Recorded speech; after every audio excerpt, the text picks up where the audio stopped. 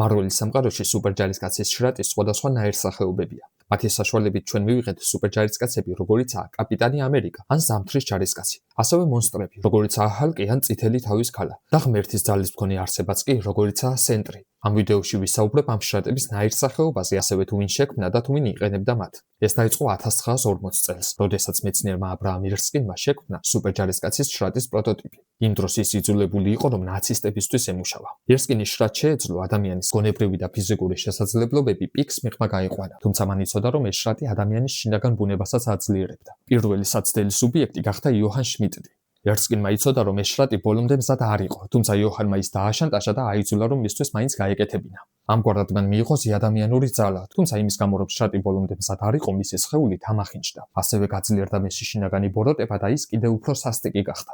აი ესე მივიღეთ მარველის ერთ-ერთი ყველაზე საშიში ბოროტმოქმედი, რედ სკალი, იგივე წითელი თავის ქალა. შემდეგ ჯერზე ერსკინმა შრატი 1945-ში გამოიყენა. ამჯერად ის ჰოვარდ სტარკთან ერთად მუშაობდა და მათ ერთად შექმნეს შრატის იდეალური ვერსია. სუბიექტად სუსტი, თუმცა მამაცი ადამიანი, სტივ როჯერსი აირჩიეს. გარდა იმისა, რომ სტივ შრატი შეუყვანეს, ის დაასხივეს ვიტა რეის სხივებით და სწორედ ამან გამოიწვია მისი სხეულის ტრანსფორმაცია. შედეგად სტივი გახდა უფრო მაღალი, სწრაფი და ძლიერი, გაუმჯობესებული რეფლექსებითა და სწრაფი რეგენერაციის უნარით.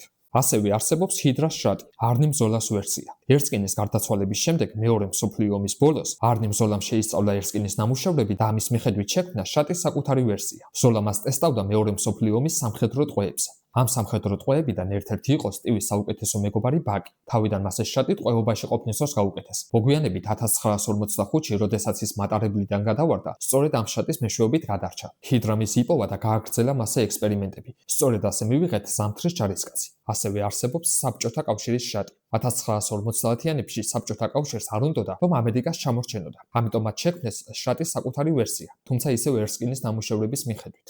მათი საცდელი სუბიექტი გახდა ალექსეი შოსტაკოვი, ცნობილი როგორც წითელი მცველი. ალექსეიმ, ისევე როგორც სტივმა, მიიღო ზეადამიანური ძალა, თუმცა ასევე გაძლიერდა მისი ეგო და ის გახდა უფრო დედამოწყმული, კი არა და უფრო ამპარტავანი.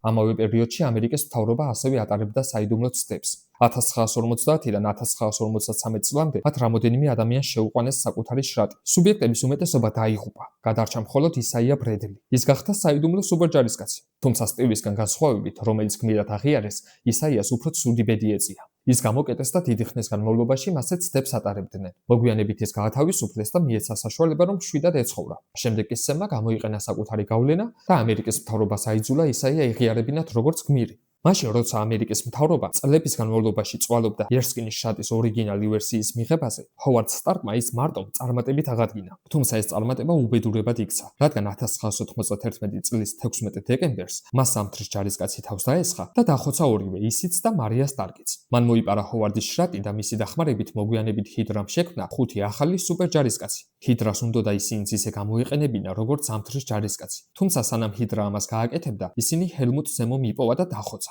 ასევე არსებობს ბრიუს ბენერის გამა შრატი. 2005-ში ბრიუსი მუშაობდა თადეუს როსთან ერთად. მათ უნდოდათ აღედგინათ ერსკინის შრატი, თუმცა ერთი დიდი განსხვავებით. ბრიუსმა ვიტარეის მაგივრად გამოიყენა გამა რადიაცია. თეორიულად ეს იგივე შრატი იყო, თუმცა პრაქტიკაში ის ახალ გამა ვერსიად გადაიქცა. ბენერმა ის საკუთარ თავზე გამოსცადა და ეს არც ისე კარგად დამთავრდა. ის გადაიქცა ჰალკად, არსებად, რომელიც იკვებება ბრაზით და გამა რადიაციით. ასევე ზუსტად ამის გამო მისი გონება კი არ გაძლიერდა, არამედ ახალი გონება შეიქმნა. სწორედ ამიტომ იყო ბენერი და ჰალკი ორი განსხვავებული პიროვნება. მოგვიანებით ბრიუსი თავის ბიძაშვილთან ჯენიფერთან ერთად ავარიაში მოყვა. ბრიუსის სისხლი ჯენიფერის სისხლში ერია და ამის გამო ის იქცა ქალ ჰალკად. ასევე 2010-ში ამ შრატის ერთ-ერთ ვერსიას საკუთარ თავზე იყენებდა ჯარისკაცი ემილ ბრონსკი და ამიტომაც გადაიქცა ის აი ამ არსებად. ამას გარდა იგივე შრატს იყენებდა თადეუს როსიც და ის გადაიქცა წითელ ჰალკად. გამოდის, რომ ბენერმა თავისი ექსპერიმენტებით შექმნა სუპერჯარისკაცების, ან უფრო მონსტრების მთელი შტო. ერსკინის შრატის საუკეთესო ვერსია შექმნა უილფრედ ნაგელმა. მან ამისათვის გამოიყენა ისაიას სისხლი, თუმცა ერსკინისგან განსხვავებით ის არ იყენებდა ვიტა რეის. სწორედ ამიტომ მისი შრატი არ ახდენდა სხეულის ტრანსფორმაციას. მან შექმნა დაახლოებით 20 ამპულა და ისინი, რა თქმა უნდა, მოიპარეს.